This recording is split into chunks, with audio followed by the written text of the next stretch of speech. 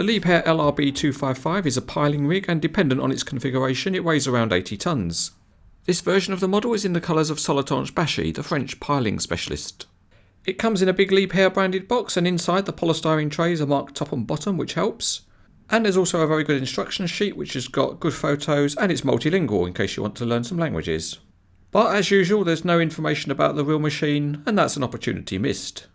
So on with opening up the trays, and they are factory sealed, so it's a good chance to get the knife out.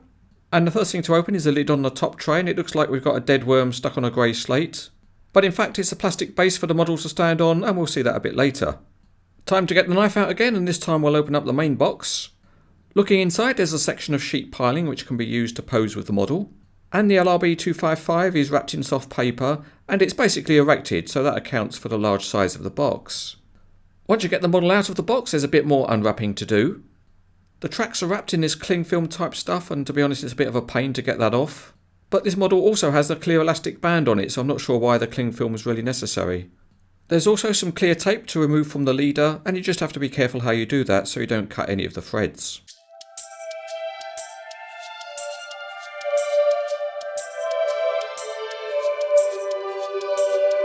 There's not really much to do to configure the model in a working configuration. All that's needed is to tie the hoist rope onto the sheet piling vibrator, and because it's a heavy part you do need to make sure that the knot is well done and tight. Then you're ready to winch it up, and for that you use the key that you access onto the winch through the door in the side of the body. And a good aspect of this is that the winch has a good positive action brake, so there's no danger of the vibrator being a dropped load. The vibrator then needs to be mounted onto the universal slide. And it's simple to do because it just hooks over at the top, and then you line the bottom holes up, and there's a steel pin that's applied, and you just pin it through the bottom holes. That firmly secures the vibrator onto the slide, and then the next thing to do is to hook up the hydraulics. And for that you just take the end of the plastic hoses and pop it into the receptor on top of the vibrator. It's a reasonably tight fit, so it stays in place without popping out. After that you can then raise and lower the vibrator, and you just need to make sure you don't get the hoses all tangled up. Also supplied with the model is the plastic base plate, and that together with the lengths of sheet piling that are supplied, it gives you the possibility of displaying the model in a fully working configuration. The ends of the piles just go into slots in the base, and it's quite a good game to play when you've had a few to drink. But once you do get it in, the ends of the pile are firmly gripped by the base plate. Then obviously the next step is just to position the LRB 255 up against the sheet piles. And a nice feature on the vibrator is that the drawers are adjustable for position, so you can line them up to properly grip the sheet piles. Once you've got your vibrator inserted, it will then bring a smile to your face. You can stand back and admire the model, which stands about 21 inches or 55 centimetres tall.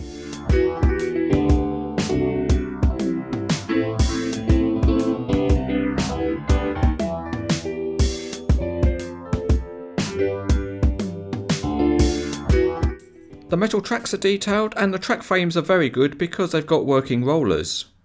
The body panels are nicely detailed, and they've got painted handles, which is a good touch. At the rear the Liebherr name is nicely embossed in the casting, and the graphics are very sharp.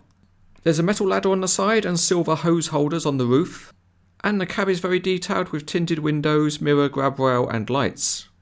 Other detailing on the roof is also good, with plenty of grills and an exhaust pipe. Moving over to the supports for the leader, the lower parts are metal and the telescopic parts are plastic. The metal leader looks realistic with circular holes, and the top slide connection is intricately modelled. At the top of the leader the drive motors have hydraulic hoses, and the winch heads have an authentic profile. The 40 VM vibrator is a heavy metal casting with good Soletanche Bachy graphics. As for the other parts supplied, the plastic base has a textured surface and the sheet piles are metal. This is a CranesEtcTV safety advisory. Whenever you're working at extreme height in a hazardous position, always hold on tight.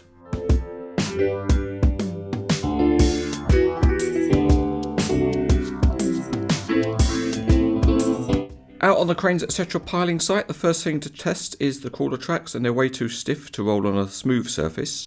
You can roll them with your fingers, but they are on the stiff side, and it's also no go for rolling on a roughened surface. There is a good feature on the crawler tracks, which is that they are extendable and retractable, so you can open them up to give a wider area for when it's working, and for transport you can push them in and narrow the width. The body features some opening doors, and there are two on one side, and they give access to a pair of winches, only one of which is used. And again there's an opening door on the opposite side which accesses another winch, but again that winch is unused too. Moving on to some other features, the model obviously rotates. It's quite stiff on the review model, but it works, and there's no rocking or instability in the mechanism. Another very nice feature is the working winch at the top of the leader, and although it's got a very light hook, it's got just about enough weight to keep a tension on the thread. Thread's not the name of the operator, by the way. Another very nice piece of model engineering is the sideways sliding adjustment that's possible on the leader. This is used on the real machine to take account of the fact that the machine may not be perfectly level, so it enables the piles to be driven straight and true. Okay, it's time to dismantle the rig because we're taking it to another site and the vibrator's already been removed. To do that we need to remove a couple of plastic pins, and these were holding the leader firmly attached to the slides. The lower one's certainly a bit fiddly, so you may need to grow fingernails to be able to do it. Once the pins are removed, the leader can slide freely, so you can begin to push the leader back. And the telescopic supports close up to a certain distance, at which point you need to push in two locking clips. With that done, the whole of the leader arrangement folds down to a horizontal position. Although not quite, because you still have to fiddle with it to get it to its lowest position, and you need to be a bit careful about where you hold onto the model as you do this, because you have to apply a bit of force. With the leader lowered, there's then another operation you need to carry out to get it truly flat. So to do that, you slide the leader right to one end, and then it passes out of the bottommost slider. That was locking it into place, so when you pull out the leader, you can fold it down, and the whole leader assembly folds sideways.